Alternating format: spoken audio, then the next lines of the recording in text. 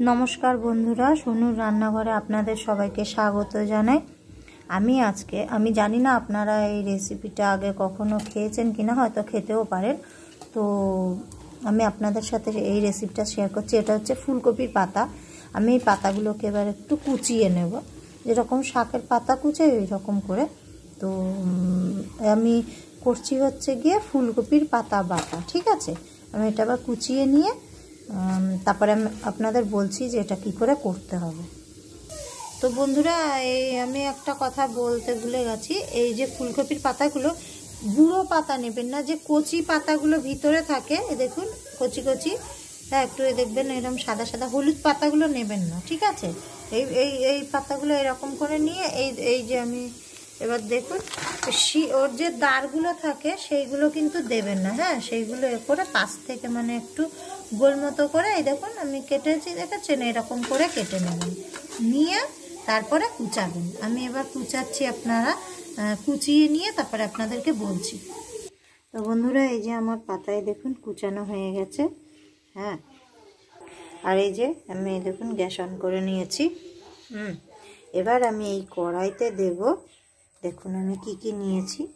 একটুখানি কালো জিরা, দুটো শুকনো লঙ্কা, দুটো কাঁচা লঙ্কাকে মাঝখান থেকে ভেঙে নিয়েছি, আর এই যে কটুকরো রসুনটা একটু বেশি লাগবে। ঠিক আছে, এবার আমি এই কড়াই গরম হয়ে গেছে, দেখুন গরম হয়ে গেছে। এবার আমি এই যে কালো জিরা কটা এতে মানে শুকনোই ভাজবো। তো বন্ধুরা, এই যে আমি এতে দিয়েছি। তো আমার কড়াই যেহেতু গরম, দেখুন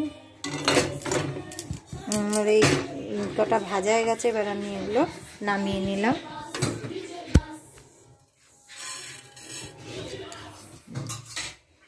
হয়ে গেছে আমার নামানো।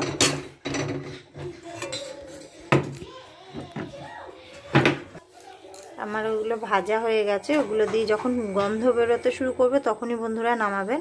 তো হয়ে গেছে। এবার আমি এতে দিচ্ছি একটু সর্ষের তেল, দেখুন একদম একটুখানি দিয়েছি।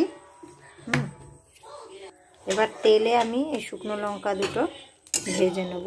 ঝালটা আপনারা আপনাদের ইচ্ছা মতো দেবেন। এগুলো একটু ভেজে নেব। তো লঙ্কা ভাজতে দেখুন হয়ে গেছে। এবার আমি এগুলো নামিয়ে নিচ্ছি। এবার আমি কড়াইতে দেবো এই যে রসুন কটা নিয়েছি, কটা একটু ভেজে নেব। বন্ধুরা, এই যে আমি রসুন নামিয়ে নিয়েছি। এবার তেলে দেবো এই যে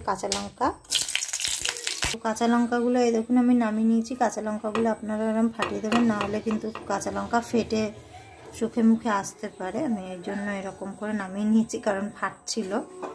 এইবার আমি এই তেলে এই যে ফুলকপির পাতাগুলো এগুলো দিয়ে এবার এগুলো একটু নেড়ে চেড়ে নেবেন। আর এতে দেবেন একটুখানি নুন দিয়ে এবার একটু নেড়ে চেড়ে নেবেন।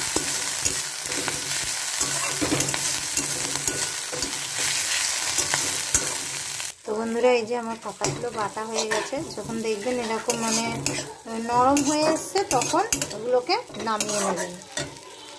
তো বন্ধুরা, এই যে নামিয়ে নিয়ে একটুখানি চেষ্টা করবেন পাতাটা একটু ঠান্ডা হয়ে গেলে তারপরে এটাকে আমি বাটবো।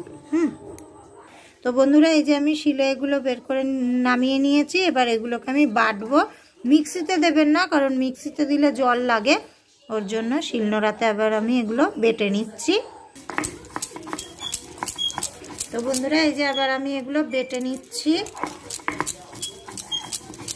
সব একসাথে দিয়ে বাটবেন, ভালো করে মিহি করে।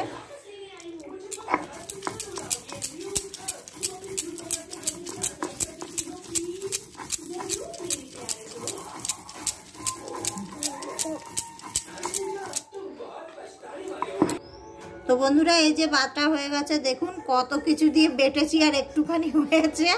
হ্যাঁ, এবার এটাকে আমি গরম গরম ভাতের সাথে খাবো। হ্যাঁ, তো বন্ধুরা, ভিডিওটি যদি ভালো লাগে লাইক করবেন, শেয়ার করবেন, ফ্রেন্ডস ফ্যামিলি সবার সাথে শেয়ার করবেন। আর আমার চ্যানেলটাকে সাবস্ক্রাইব করবেন। সাবস্ক্রাইব করার অনুরোধ রইল। আর যারা এইটা মানে বানিয়ে কখনো খাননি তারা একবার ট্রাই করবেন। আপনাদের সবার কাছে অনুরোধ রইল, একটু ট্রাই করে দেখবেন, হেভি টেস্ট হয়। আমি এবার ভাত খাবো এটা দিয়ে। তো বন্ধুরা এই আমরা খেতে বসে গেছি,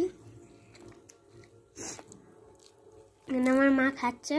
দেখুন এখানটা আমরা এটা রেসিপি বলা হয়, এটা করিনি, এর জন্য ওই যে ফুলকপি পাতা বেটেছি, এই ফুলকপি এনেছিলাম, এই ফুলকপিরই পাতা। দেখুন আমার মা খাচ্ছে। বন্ধুরা ভিডিওটা যদি পছন্দ হয় লাইক করবে, সাবস্ক্রাইব করবে প্লিজ, অনেক কষ্ট করে করি।